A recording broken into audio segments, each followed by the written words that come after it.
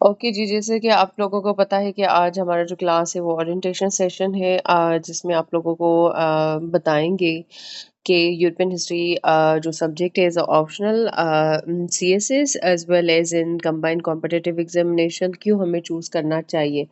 अगर हम चूज़ करते हैं तो उसके क्या बेनिफिट्स हैं या हम उसको कैसे जो है वो प्रिपेयर कर सकते हैं यूरोपियन हिस्ट्री सब्जेक्ट को, क्योंकि अगर हम इस सब्जेक्ट की बात करें ना in both the exams whether it is CSS और सीसी जो हमारा सिंध का होता है, even you can talk about the PMS Punjab. तो मतलब बहुत ही स्कोरिंग जो है वो सब्जेक्ट है। शायद आप लोगों ने मेरी डीएमसी देखी भी होगी। तो सीएसएस में भी मेरे बहुत अच्छे नंबर थे, like I secured 65 numbers which is very good good number जब हम सीएसएस की बात करते हैं। लेकिन जो मेरा सीसी का एग्ज़ाम था अभी जिसमें मेरी लोकेशन भी हुई है तो उसमें मेरे 85 नंबर थे। एंड आप लोगों को पता है कि ऑप्शनल में 85 एंड 65 नंबर लेना बहुत जो है अच्छी बात होती है, क्योंकि आपकी जो एलोकेशन होती है ना, वो आपके जो ऑप्शनल्स होते हैं वो आपको बहुत ऊपर ले जाते हैं और आपकी जो लोकेशंस होती है वो सिक्योर हो जाती है। तो पहले हम बात करते हैं कि why European history is a optional subject. Number 1 वो स्कोरिंग सब्जेक्ट है। अब देखिए ना, लाइक आपने कभी भी नहीं देखा होगा या सुना होगा कि कोई यूरोपियन हिस्ट्री में बच्चा फेल हुआ हो, चाहे वो सीएसएस हो या पीएमएस हो। लेकिन जब हम दूसरे सब्जेक्ट्स की बात करते हैं, लाइक इंडो पाक हिस्ट्री एंड यूएस हिस्ट्री, तो आप उसमें देखते हैं यूएस हिस्ट्री में बहुत सारे बच्चे फेल हुए थे इन 2018। या मतलब बहुत, अगर आप बहुत अच्छा पेपर भी करते हो तो it can give you only 40 plus number और 50 plus number, but if we talk about the European history, और अगर आप उसको अच्छे से प्रिपेयर करते हो और बहुत ज़्यादा एफर्ट्स जो है इस पे लगाते हो, तो इट कैन गिव यू 85 और 80 प्लस नंबर। तो नंबर वन इसका फ़ायदा ये है कि it's very scoring subject. And number दूसरा ये है कि it's overlapping with the international relations and the current affairs. अब पहले हम जो है आईआर इंटरनेशनल रिलेशंस के ऊपर बात करेंगे। मैं आपके साथ एक लिंक शेयर कर दूँगी लेक्चर की, जिसमें मैंने सिलेबस को जो है वो डिस्कस किया हुआ है। आप उसमें देखेंगे कि हमारा जो आईआर का पेपर 2 है ना, उसमें जो यूरोपियन हिस्ट्री हमारा पार्ट 2 है, वो सब्जेक्ट जो टॉपिक्स है ना, वो तकरीबन सेम है। You will be covering the world war 1, world war 2, cold war in IR part 2, paper 2, and the same topics will be covered in the European history part 2। Fascism की बात करें, Nazism की बात करें, ठीक है? तो ये ओवरलैप करता है किससे? आईआर से। मतलब आपका जो 50% है ना, आईआर आपका कवर हो जाएगा, अगर आप यूरोपियन हिस्ट्री को ऑप्शनल सब्जेक्ट लेते हैं तो। अब सेकंड नंबर 1 है कि करंट अफेयर्स। अब हम बात करेंगे कि करंट अफेयर्स में कैसे ये हमारी हेल्प करता है। अब करंट अफेयर्स में हमारी ये हेल्प इस तरीके से करता है कि आप लोगों को पता है कोई यूरोपियन हिस्ट्री, मतलब हम पूरे यूरोप यूरोप की हम हिस्ट्री पढ़ते हैं। हमारा जो सिलेबस स्टार्ट होगा ना, वो फ्रेंच रिवॉल्यूशन से स्टार्ट होगा। हम फ्रांस को स्टार्ट से पढ़ेंगे कि भाई एब्सोल्यूट मोनार्की थी, उसके बाद नेशनल असेंबली बनी, लेजिस्लेटिव असेंबली बनी, अब रेन ऑफ टेरर आया, डायरेक्टरी रूल आया, उसके बाद नेपोलियन का एरा, फिर मेटरनिक वाला सिस्टम। मतलब जो की कंट्रीज हैं ऑफ द यूरोप, उनको उनकी आपको शुरू से हिस्ट्री पता होगी।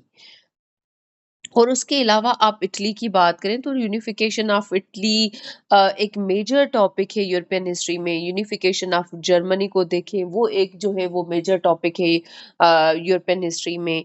और यहाँ से ना आप देखिए, मतलब 1870 से, मतलब 1879, 71, 75, मतलब 80 से आप यूरोप का मैप पढ़ना स्टार्ट करेंगे। देखिए कितनी चेंजेस आ जाती हैं ना मैप में। पहले लाइक इटली एक जो है स्टेट नहीं था, it was a geographical expression, फिर इटली बनती है, जर्मनी बनती है, ऑस्ट्रिया बड़ा एम्पायर होता है, वो टूट जाता है, ओटोमन एम्पायर होता है, वो टूट जाता है, उससे दूसरी स्टेट्स जो है वो बन जाती है, रोमन एम्पायर टूट जाता है। मतलब कि आपके करंट अफेयर्स तभी स्ट्रांग हो सकते हैं जब आपको मैप पता हो, स्पेशली यूरोप का। क्योंकि हमारे जो भी करंट अफेयर्स के टॉपिक होते हैं ना, वो डायरेक्टली हमारे लिंक्ड होते हैं किससे, यूरोपियन पॉलिटिक्स से जो है ना वो लिंक होते हैं। लाइक आप रशिया यूक्रेन के इशू को देख लो तो भाई आपको यूरोप को पढ़ना पड़ेगा वहां पे। ठीक है, अब जिस भी जो है ना इशू की बात करें, G7 की बात करें, SCO की बात करें, और जो है B3W की बात करें, CPEC की बात करें, मतलब उनका डायरेक्ट या इनडायरेक्ट जो लिंक होगा ना वो यूरोप के साथ होगा। मतलब Europe is very active region ना इन द ग्लोबल पॉलिटिक्स। तो आपको एक तो यूरोपियन हिस्ट्री ऑप्ट करने से आपकी हिस्ट्री भी स्ट्रांग हो रही है, और उसके साथ साथ आपका जो मैप है ना पूरा यूरोप का वो भी क्लियर हो रहा है। तो मतलब करंट अफेयर्स में जो एनालिसिस होती है वो आपको मतलब करने में या उसको समझने में बिल्कुल भी आपको जो है वो परेशानी नहीं होगी, वो चीजें आपकी फिंगर टिप्स पे होंगी। अब उसके बाद हमारे पास है कि it's divided into two parts. अब ना दूसरा फायदा ये है यूरोपियन हिस्ट्री का कि like it is divided into two parts, part one and part two. तो हमारा जो पेपर होता है ना यूरोपियन हिस्ट्री का, तो उसमें क्या होते हैं कि हमें पार्ट वन से दो सवाल करने होते हैं, चार दिए हुए होते हैं, मतलब दो आपके पास चॉइस है। और दूसरे पार्ट में तीन सवाल दिए होते हैं, वहां से भी आपको दो करने होते हैं। तो हमारा जो पार्ट 1 होता है जिसमें हमारे फ्रेंच रिवॉल्यूशन होगा, नेपोलियन का एरा होगा, कंसर्ट ऑफ यूरोप, जो है कांग्रेस ऑफ वियना होगी, unification of Italy, unification of Germany.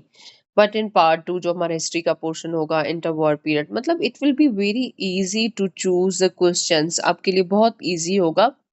बल्कि जब आपके सामने पेपर होगा तो आपको समझ नहीं आएगी कि हम कौन से सवाल अटेम्प्ट करें और कौन से सवाल जो है ना वो स्किप करें, लिटरली जब आप इसका सिलेबस कवर करेंगे।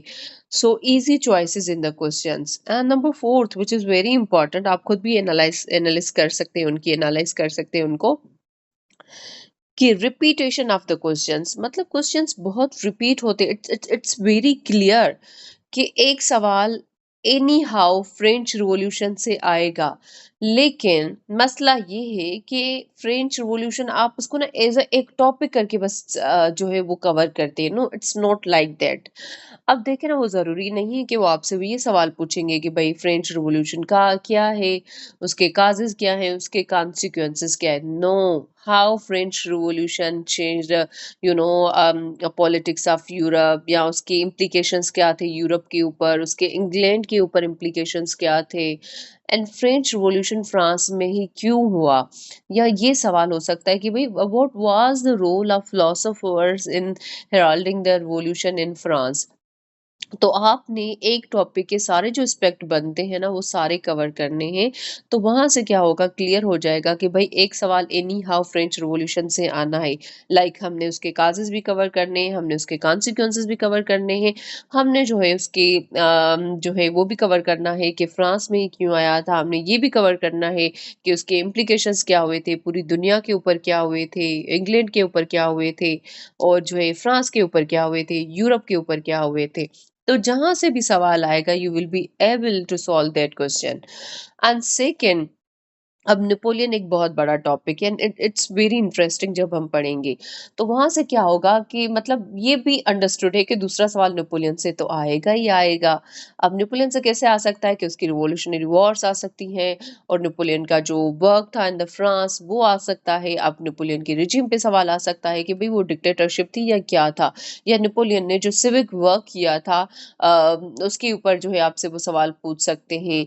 तो और तीसरा ये होता है कि unification of Italy and unification of Germany. मतलब अगर आप ये भी टॉपिक्स कवर करते हैं ना तो आपका जो पार्ट 1 होगा ना जिसमें से 2 सवाल पूछे जाते हैं, वो आपके इजी कवर हो जाए, मतलब हो जाएँगे।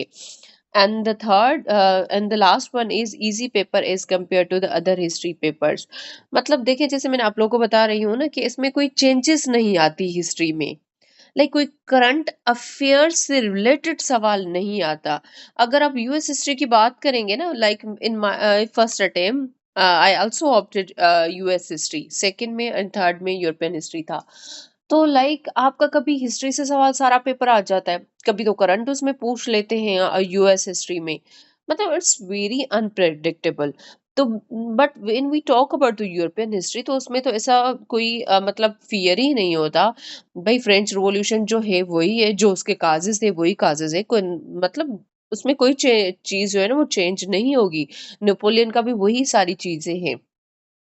तो यूरोपियन हिस्ट्री का जो पेपर है ना it's very easy as compare to the other papers. तो ऑब्वियसली हम जब इजी पेपर होते हैं तो हमारे जो सवाल होते हैं वो भी हम अच्छे से जो है वो सॉल्व कर लेते हैं। So it was about the paper and importance of European history के why one should go for the European history जबकि we have other options like Indo-Pak history, British history. Yes, British history is good and we have US history. तो आप लोगों को clear हो गया होगा कि भाई हम जो है यूरोपियन हिस्ट्री को क्यों ऑप्ट करें। तो अब हम जो है अपना स्टार्ट करते हैं topic which is French Revolution. It's initial in the first topic. ठीक है, अब फ्रेंच रिवॉल्यूशन। देखिए ना हमने सिलेबस तो मतलब डिस्कस कर लिया कि क्यों मतलब चूज करना चाहिए, लेकिन अब यूरोपियन हिस्ट्री की ये बात होती है कि मतलब ना आप पे वो लाजिम हो जाता है कि भाई अगर आप इटली के ऊपर सवाल कर रहे हो तो आपको इटली का मैप याद होना चाहिए। मतलब आपने ना इसमें जो क्वेश्चन है इसमें मैप ऐड करना बहुत जरूरी है। अगर आप जो है जो फ्रेंच एम्पायर है या जो नेपोलियन ने एम्पायर बनाया था उस पर अगर आप सवाल कर रहे हैं तो फिर भी आप पे लाजिम है कि आप उसका मैप बनाएं। ठीक है। तो इस वजह से ना ये इस यूरोपियन हिस्ट्री में आपको वो मैप्स भी प्रोवाइड किए जाएँगे और मैप्स के ऊपर भी जो है वो लेक्चरर्स होंगे और मैप्स भी आपके फिंगर टिप्स में होंगे। So now the French revolution. अब फ्रेंच रिवॉल्यूशन क्या है कि during the period of 1789 and 1815 it was a period of ideological, political, and social upheaval in the political history of France and Europe as a whole, during which the French polity, previously an absolute monarchy with the feudal privileges for the aristocracy and the Catholic clergy, underwent radical changes to form based on enlightenment, principle of republicanism, citizenship, and the rights. अब क्या था कि पहले अगर हम बात करें ना फ्रांस की तो फ्रेंच रिवॉल्यूशन से पहले फ्रांस में ना एब्सोल्यूट मोनार्की थी। अब इस फ्रेंच रिवॉल्यूशन के बाद ना बहुत ज़्यादा चीज़ें चेंज हो जाती हैं। कैसे चेंज हो जाती हैं कि अगर हम रिवॉल्यूशन से पहले की बात करें तो यहाँ पे एब्सोल्यूट मोनार्की थी। एब्सोल्यूट मोनार्की का ये मतलब होता है कि मतलब एक ही बंदा उसके पास जो है ना वो ज्यादा पावर होगा, सेंट्रलाइजेशन ऑफ पावर होगी, किंग। ठीक है। और वो जो है कहेगा कि I am the state in my word is law, मतलब जो मैं कहता हूँ व्हाट एवर आई से वो लॉ बन जाता है। ठीक है। और सारा जो पावर था उसी एक मैन के पास होता है, किंग के पास होता है, उसको कहते हैं एब्सोल्यूट मोनार्की। लेकिन इस फ्रेंच रिवॉल्यूशन में क्या होते हैं कि ऐसे ideas like right, citizenship, republicanism, equality, fraternity, तो ऐसे जो आइडियाज होते हैं ना वो इमर्ज होना स्टार्ट होते हैं। तो फिर लोग क्या होते हैं जो फ्रांस के होते हैं वो इस एब्सोल्यूट मोनार्की के अगेंस्ट खड़े हो जाते हैं। ठीक है। और उसके बाद क्या होता है कि जब वो खड़े होते हैं तो उनकी जो भी प्रिविलेजेस होती है ना वो खत्म हो जाती हैं। अब जैसे क्या था कि उसमें ना फ्यूडल प्रिविलेजेस थी एरिस्टोक्रेसी के लिए और कैथोलिक क्लर्जी। क्योंकि इसकी जब हम पॉपुलेशन की बात करते हैं ना तो उसमें भी डिवीजन थी, लाइक एक फर्स्ट क्लास था, सेकंड क्लास था एंड थर्ड था। अब थर्ड में ना वो लोग आ जाते हैं लाइक मिडिल क्लास जो लोग थे, जो एजुकेटेड थे, और उसके अलावा उसमें पीजेंट्स आ जाते हैं। और ज्यादा जो बर्डन था ना टैक्सेशन का या दूसरे जो बर्डन थे वो ज्यादा बर्डन इन लोगों के ऊपर था। लाइक वो ज़्यादा काम भी करते थे और ज़्यादा जो टैक्सेस होती थी वो भी उनको पे करनी पड़ती थी और उनकी मेहनत से ज़्यादा जो लग्ज़रियस लाइफ़स्टाइल होती थी वो फर्स्ट और सेकंड जो हमारे क्लास थे, जिसमें हमारे जो है किंग, क्लर्जी, नोबल्स आ जाते हैं, तो सारी जो प्रिविलेजेस होती थी ना वो एन्जॉय करते थे। So we can conclude that French Revolution is an uprising in France. वो एक uprising थी जो लोगों ने की थी in the France. कौन से लोगों ने? ये जो हमारे थर्ड जो हमारी क्लास थी, ठीक है, उन्होंने uprising की थी against the monarchy, जो उस टाइम की absolute monarchy थी, which resulted in the establishment of France as a republic. तो उसके बाद हम देखते हैं कि उनके इस जो है एफर्ट से, कोशिशों से वो फ्रांस एक रिपब्लिक बनता है। अब सवाल ये पैदा होता है कि काजेज़ क्या थे फ्रेंच रिवॉल्यूशन के? So we have divided causes into the like social causes, the political causes and economic causes. So number one, we are going to discuss the social causes. So in social causes, number one is the division. Like जैसे मैंने आप लोगों को बताया कि भाई division थी लोगों में, like clergy, nobles and the commoners. अब देखिए ना, जो फर्स्ट टू क्लासेस थे ना, फर्स्ट टू क्लासेस कौन से? Number one clergy and number second is nobles. ये जो फर्स्ट टू क्लासेस थे ना, इनको प्रिविलेज्ड क्लासेस कहा जाता था। अब प्रिविलेज्ड क्लासेस क्यों कहा जाता था? क्योंकि ज्यादा से ज्यादा जो प्रिविलेजेस थी ना वो इनके पास थी। लाइक ये टैक्सेस पे नहीं करते थे, इन्होंने प्रॉपर्टीज ओन की हुई थी, इन्होंने लैंड ओन की हुई थी। बट जो हमारे कॉमनर्स थे ना, जो थर्ड हमारा क्लास था, वो अंडर प्रिविलेज था। कोई उनके पास कोई प्रिविलेजेस नहीं थी, कोई उनके पास राइट्स नहीं थे। अब हम बारी बारी जो है एक एक क्लास की प्रिविलेजेस को डिस्कस करेंगे। So number one class which is clergy. So the privileges of clergy. अब जो प्रिविलेजेस थी ना क्लर्जी, एक स्पेशल जो है ना टैक्स थी, जो 10% एनुअल इनकम है ना इन पीजेंट्स का, वो इन क्लर्जी को जो है ना वो देती है। क्या है? ये एक स्पेशल टैक्स है जो कॉमनर्स क्लर्जी को देते थे। और दूसरा ये है कि जो रिलीजियस कोड्स होते थे ना और जो गिफ्ट्स होते थे, वो भी ये कॉमनर्स बेचारे इन क्लर्जी को देते थे। अब नोबल्स के प्रिविलेजेस क्या थी कि जो बड़े बड़े किले थे, कैसल्स थे, उन्होंने ओन किए हुए थे। पूरा कॉमर्स, ट्रेड, सारी चीजों पे इनका कंट्रोल था and they were filthy rich and had luxurious lifestyle, no direct taxes, and they are exempted from a number of direct taxes. अब देखें ना, उनके पास बहुत ही लग्जरियस लाइफ स्टाइल था और बहुत अमीर भी थे, क्योंकि उन्होंने बड़े बड़े जो है किले ओन किए हुए थे और कॉमर्स के ऊपर इनका कंट्रोल था, ट्रेड के ऊपर इनका कंट्रोल था। और मजे की बात कि जो डायरेक्ट टैक्सेस होती है ना, वो भी इनको एग्जेम्पशन मिली हुई थी। सो जो do you people have idea about the direct taxes and the indirect taxes? आपको पता है डायरेक्ट टैक्सेस और इनडायरेक्ट टैक्सेस क्या होती हैं? ओके भाई, जो डायरेक्ट टैक्सेस होती है ना, जिन्हें जैसे इन्होंने कहा कि जो डायरेक्ट टैक्सेस है ना, taxes paid directly by the individuals or the organizations to the government, ठीक है?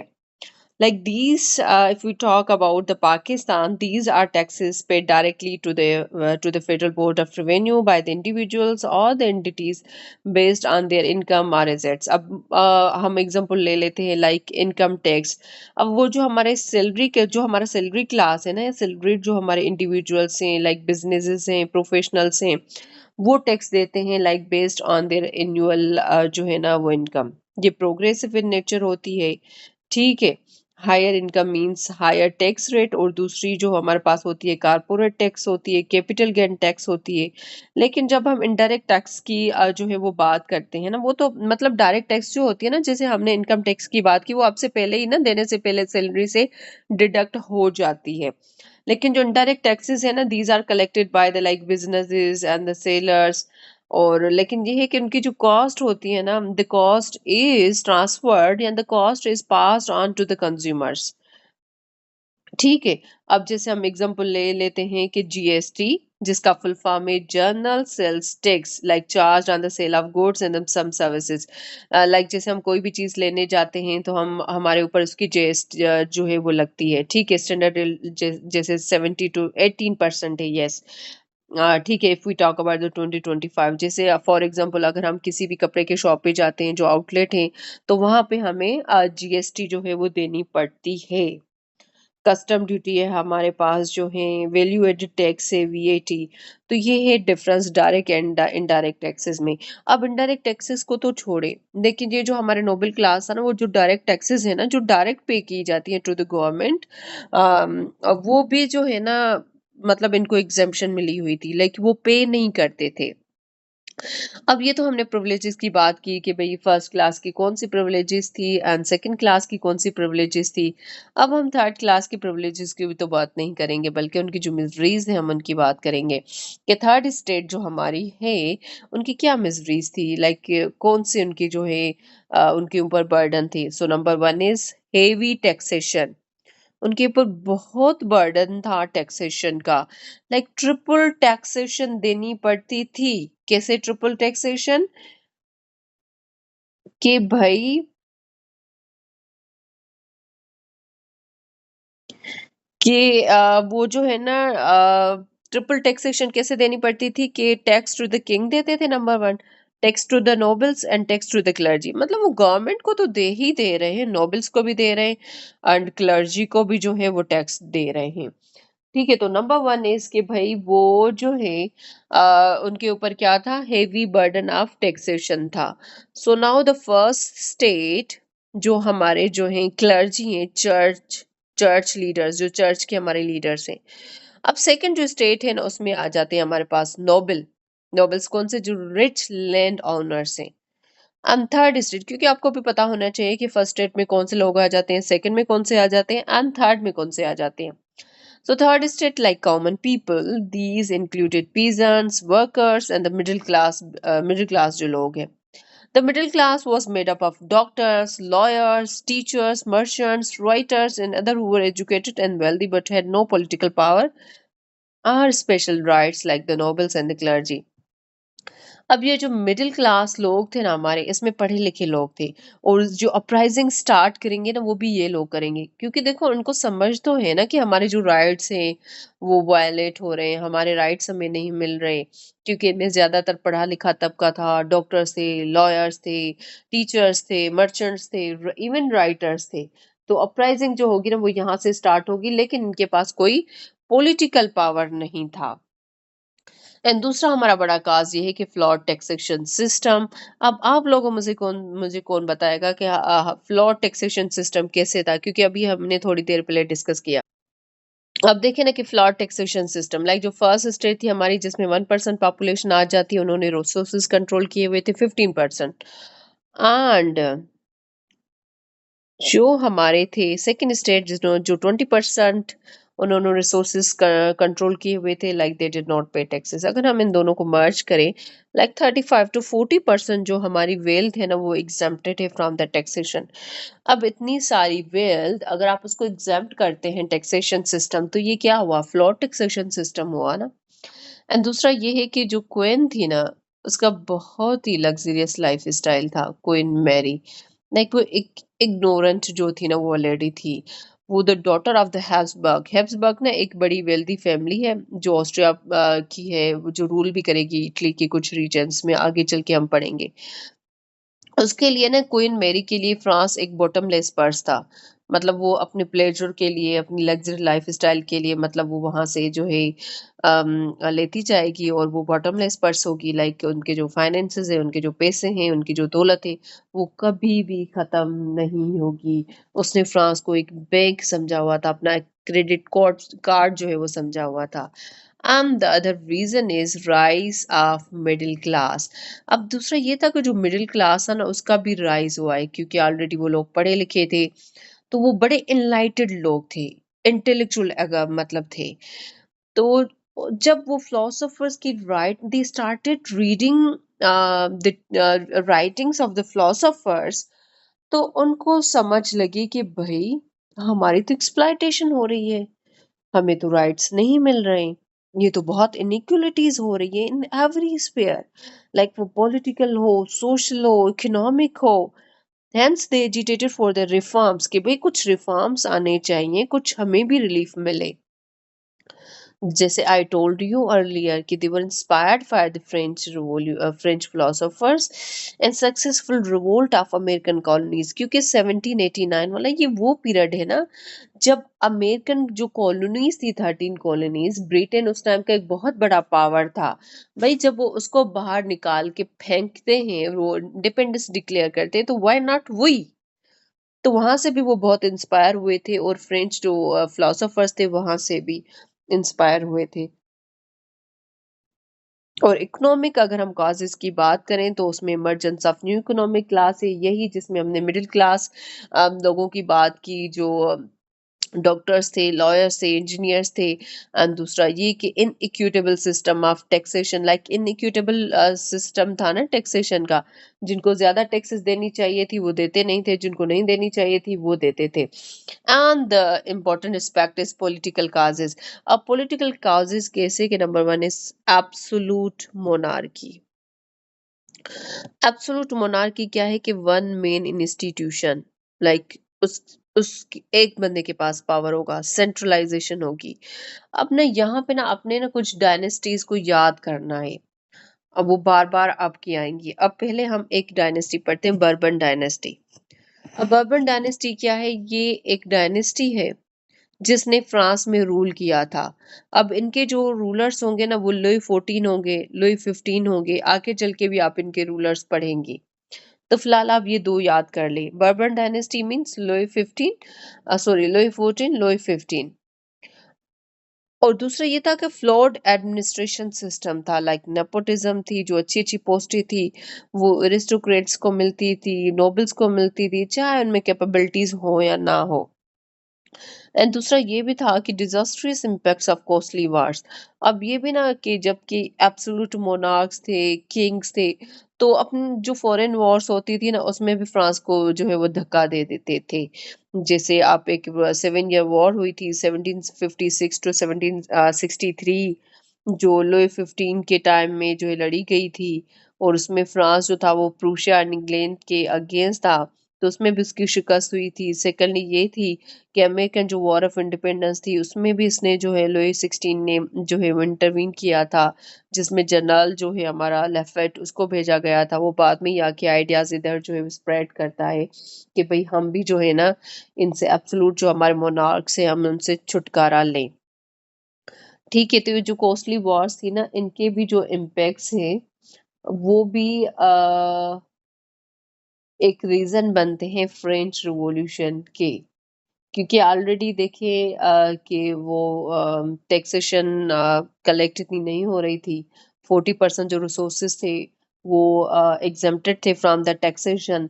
तो इसीलिए और ऊपर से कॉस्टली जो वॉर्स थी उनके जो इम्पैक्ट्स थे, तो और बुरी हालत होती जा रही थी फ्रांस की। और जब लोगों ने रियलाइज किया कि भाई ये फ्लॉड पॉलिसीज हैं लुई 15 की एंड लुई 16 की, तो फिर वो इस हुकूमत के अगेंस्ट खड़े हो जाते हैं और वो रिफॉर्म्स के लिए जो है डिमांड करते हैं कि कुछ रिफॉर्म्स होने चाहिए।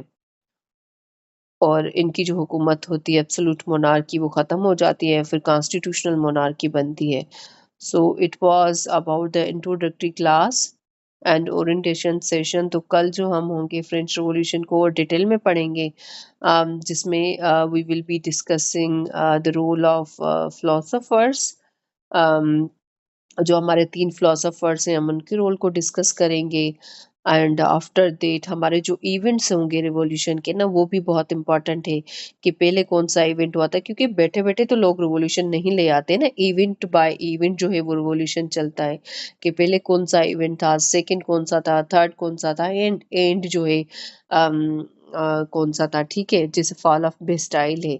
तो इस तरीके से जो है हम वो इवेंट भी पढ़ेंगे और उनके जो है कॉन्सिक्वेंसेस भी पढ़ेंगे फ्रेंच रिवॉल्यूशन के, on France, on Europe, on England, on world.